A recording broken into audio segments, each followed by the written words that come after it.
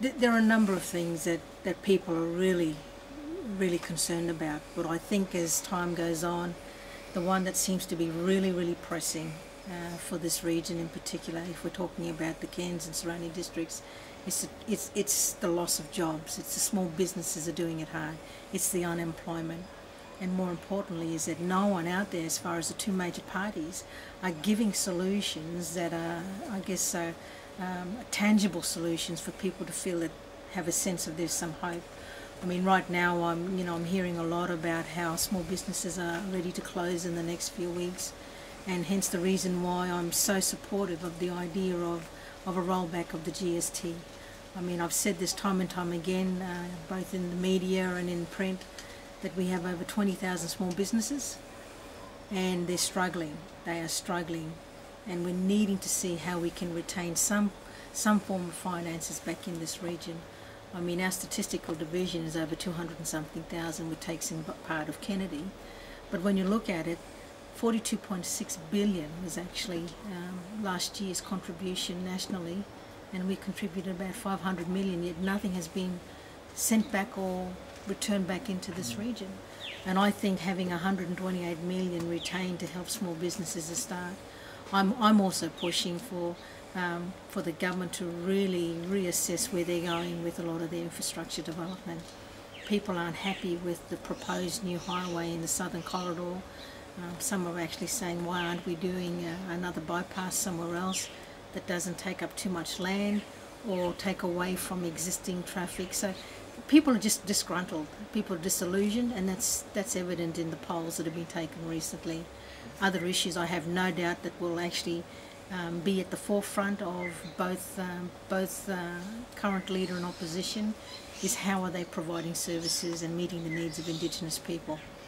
Now, you're one candidate that stands out as taking a genuine interest in issues well beyond the area of Cairns, of course, and yes. That's up in the north and the Cape yes. and the islands yeah. of the Torres Strait Islands. Yeah. There's some particular issues up there which often don't get significant coverage. Yeah, look, the issues that we're talking about is just the lack of, I guess, not only the lack of support with infrastructure. There are infrastructure dollars going in there, but if people take a step back and look at it, and if they really understood what was actually happening, some of the major infrastructure programs that we have happening in the remote communities are at least 3 to 4 years behind schedule, if anything. But it's issues that they're raising, whether it be from border protection to better sea walls, to climate change, to native title issues, to the rights to develop their land, you actually find that none of these issues are actually being heard or taken up properly by the past and present government. So tell me, Yodie, about some of the particular issues that are important in the North Peninsula area and the Torres Strait that are important to raise. Look, I think, Michael, a lot of people don't understand that as far as governance, the current state and federal government actually do have a lot of say over how land is developed and what people can actually do.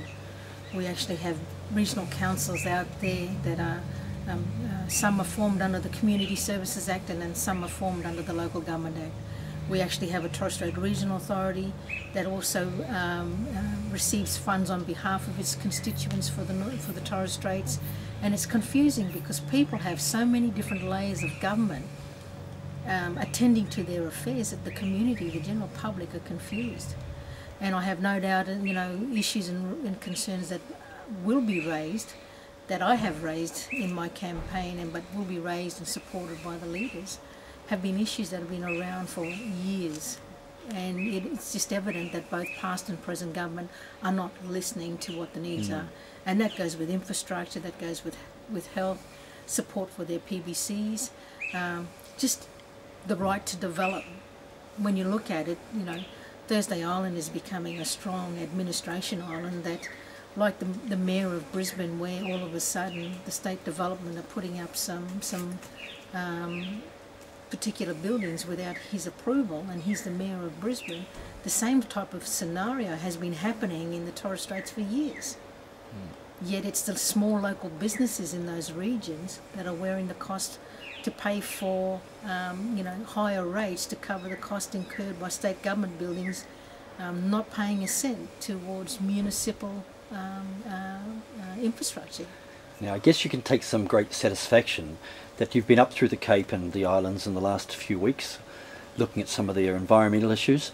But in the last 2 or 3 days, the mayors up through the Torres Strait Island have actually sent a letter out to all the candidates running for Leichhardt and highlighted most of the issues that you've been raising that you want to be dealt with.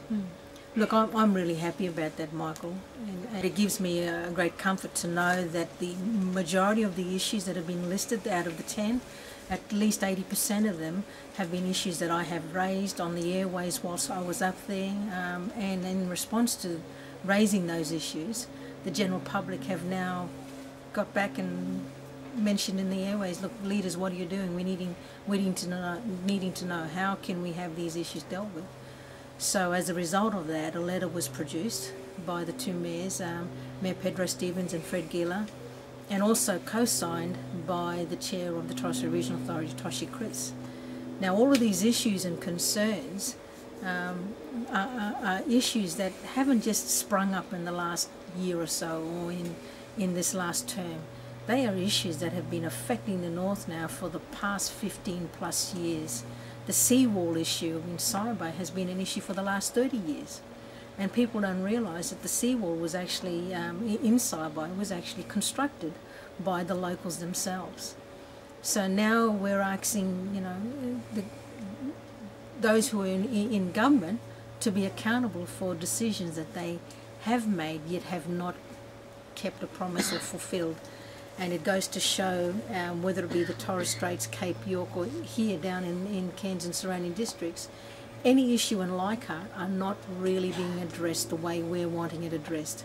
And it's true to, you know, it's evident that Canberra is dictating through their leadership up here, both past and current, what our issues are. And it's about time that they've listened and listened to what the real issues are and take note of it, because at the end of the day, it's the people that vote the government in. Coming back here, the issue about, I think in the last week, and I've made comment on the radio here about the dredging of our inlet. You know, we've missed out on tapping into an international market just with the cruise ship coming in. Experts say that cruise ship liners only equate to possibly 20% of the actual income coming into this region, but that's a lot of percentage when you look at it, when you have approximately over 2,000 tourists willing to spend and see and visit the community for that one day. And I think serious consideration needs to be made about looking at how the federal government can assist in the dredging of the inlet. Not only dredging of the inlet, other infrastructure. The opposition has promised for the North through Warren Inch's campaign $10 million to come and try and get the Chinese and the New Zealand tourist here. Yet we fail to cater for our domestic market. But what I'd like to encourage your viewers on your blog is to really see a lot of common sense approach to what I'm proposing, that having someone independent and willing to advocate for the issues will actually see, I believe will see something happen, because for far too long both parties have been complacent. Both parties have only dictated to this community what their major parties are wanting dictated, and they really haven't listened to the concerns of the constituents, really. If they have, then an example of this letter that was just recently sent down by the mayors wouldn't be hitting our doorsteps.